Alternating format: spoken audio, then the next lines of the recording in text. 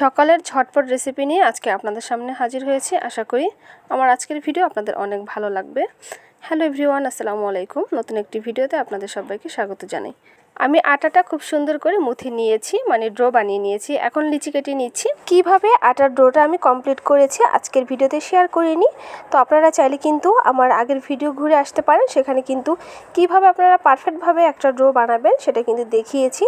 তো এখন আমি আমার পরিমাণ মতো লিচি কেটে নিয়েছি। এখন খুব ভালোভাবে এটাকে বেলে নিচ্ছি।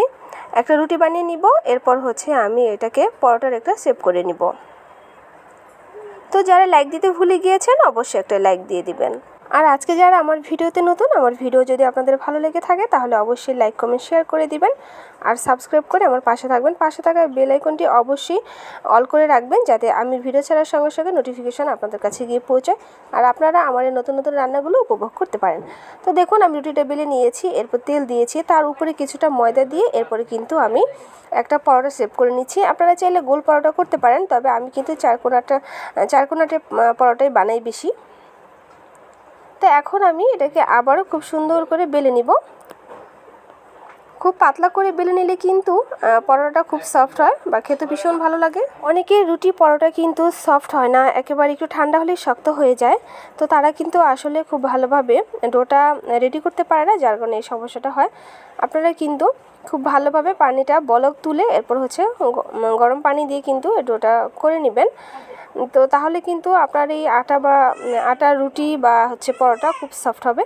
তো আমি বানিয়ে নিয়েছি কয়েকটা, এখন আপনাদের একটু ভেজে দেখাবো।